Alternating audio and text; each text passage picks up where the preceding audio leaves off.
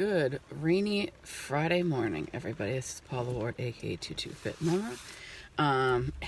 Just out here and about running errands before apparently a nor'easter blows in. And out here because I'm not sure if I've got internet yet. We'll see. The true test is if my internet works in the pouring rain. Anywho's, talking back about the gift of failure and I think it's chapter 9. I can't remember anymore. Basically, we had talked about middle school, and this book went into high school and beyond, college, etc., which freaked me out a little bit. But then I was also like, how does this apply to me? But I guess it is coming up for me in, 2 years, 1 year.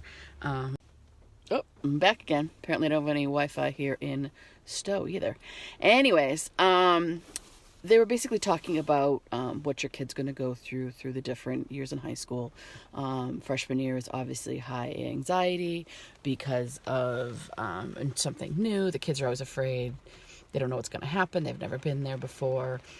Sophomore year is kind of their year. And I'm back. See how this goes. Anyways, hello, Heather. Happy Friday morning.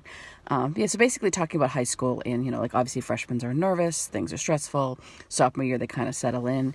And junior year can be the most stressful time. They're talking about how you can actually make your kids worse by saying that everything matters what happens in 10th and 11th grade because you're going to college.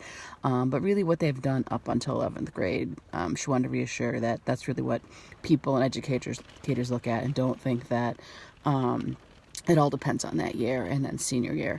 The biggest thing I kind of took away from that, and I think my son had a baseball agent come talk to the kids at their club baseball, and basically she was talking when he came, and I thought that this kind of made a big huge thing, is that when you look at schools, and even now I think like my son wants to go to LSU and play baseball, but he has no idea what going to LSU means.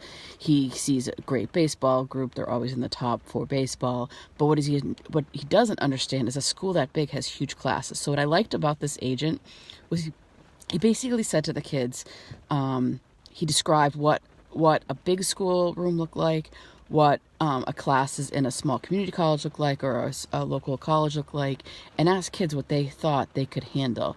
And what was interesting is that my son said he would want to be sitting in a big auditorium learning about class. He would like a smaller setting. Well, that means then you don't go to LSU, you go to a smaller college.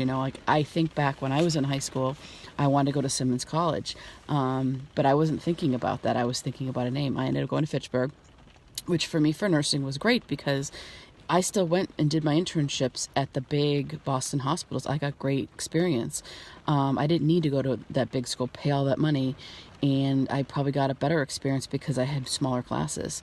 So I think that was one thing that he talked about. This agent, for a half an hour, discussed nothing about baseball and playing baseball in college. He talked about college and choosing things and how far away from your parents do you want to be.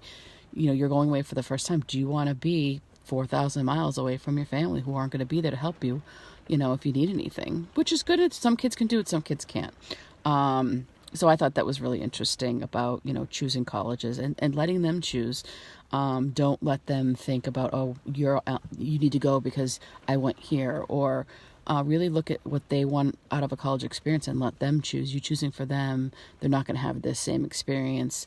I think back, I had basically got a military scholarship, and I wanted to, help my parents out, but I don't think I really wanted it. At that time, I had to hit a weight requirement, which, let's be honest, I think it was all in my boobs. It was 4 pounds, and I didn't get the scholarship because of that, and I could not get it off. But I'm sure some of that had to do with the fact that I wasn't into it because it wasn't my choice. So just interesting. It's hard for middle school parents to sit there and look ahead towards how to help their kids. The biggest thing is let them do stuff. Let them do their laundry. Let them do all it. Make them as independent as they can, so when they get out on their own, they're not helpless. Basically, that's kind of the whole theme of the book. So I'm out running errands. I will probably, the next chapters, a couple chapters, I'll probably just do them all in one shot and get it over with. If there's anything you guys want me to talk about or learn about or have any questions, post below. If you want a free copy of the book, please check out my blog. There's a link in there if you've not used Audible.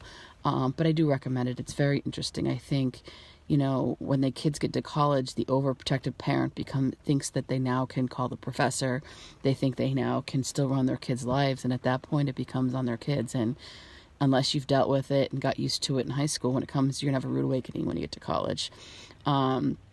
Which is fine. I don't think my parents ever had to do that to call. So I guess they were kind of giving me the gift of failure without me even realizing it. So let your kids fail while they're in your house now so that they're not, a mess when they get out. So have a great day. Enjoy your Friday. If you're in the Northeast, stay warm and safe. It was 66 yesterday. It's now freezing. So have a great day. Have a great weekend, everybody. This is Ballward, a.k.a. 22 Fit Mama.